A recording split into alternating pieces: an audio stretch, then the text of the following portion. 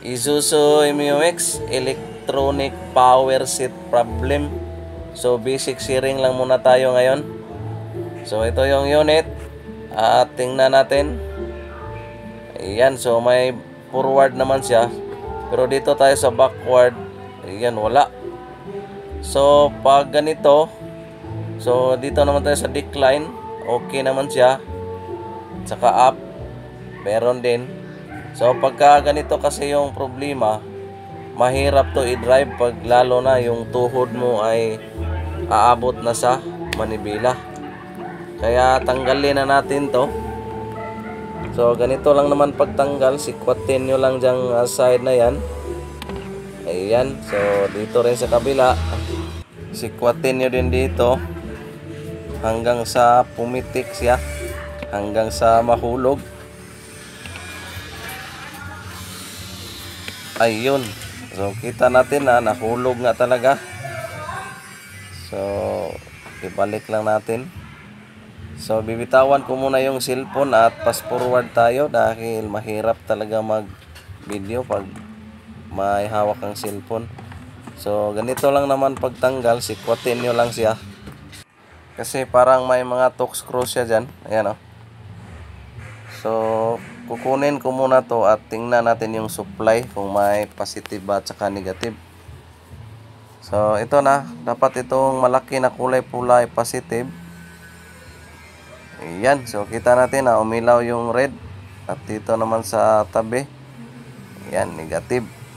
So ibig sabihin ay buhay yung linya natin. So may positive at saka negative.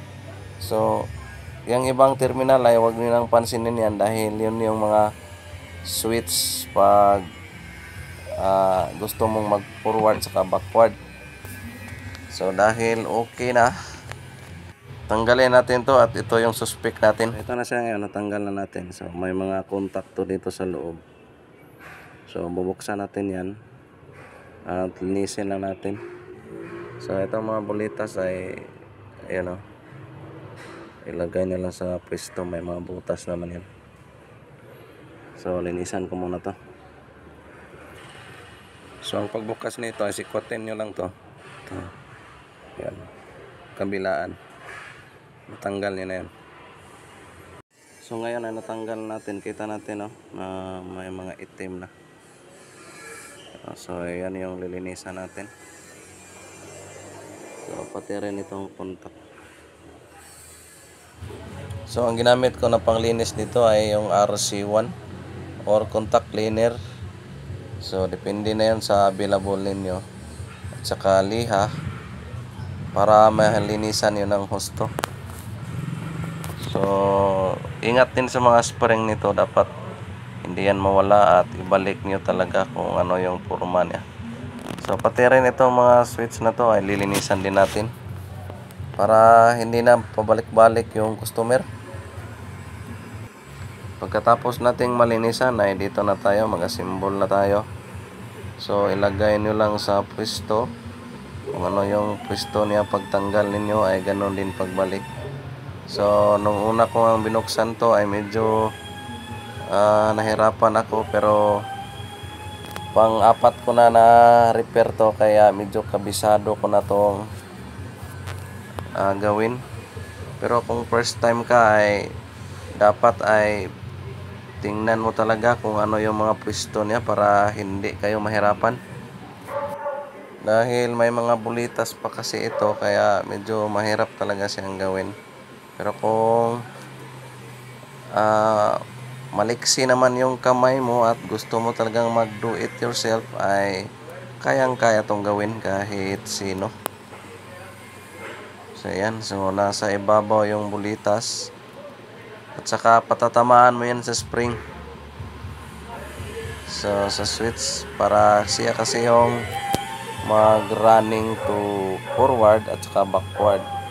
Kaya may bulitas. Ito yung spring. So siyempre ikabit ko muna to ng maayos at para makatesting na tayo.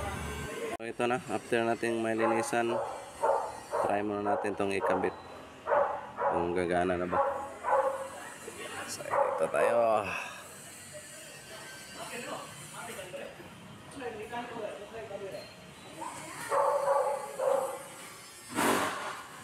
So, ikabit muna natin. So, ikabit muna natin to ng magkaalaman. Kung okay ba yung linis-linis natin na patsamba. Dahil pag hindi to madali sa linis ay bibili tayo ng switch. So ang switch na to ay nasa mga 10k. So try. Ayun. Umatras na ba?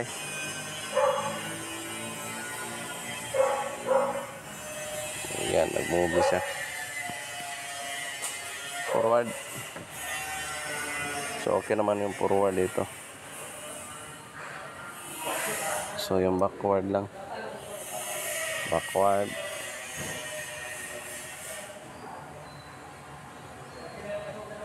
Ayos.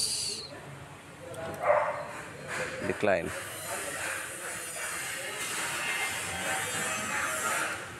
Up.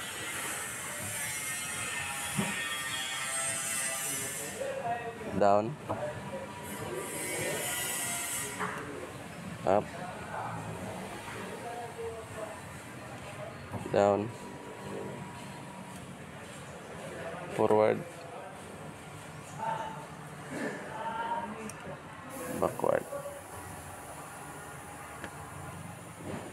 All goods. Alright. So, ibalik na natin to lahat. So, sa mga bagong bumisita sa channel natin, so, pakisupport na lang mga master. At maraming salamat. God bless ating lahat and ride safe everyone. Yes, sir.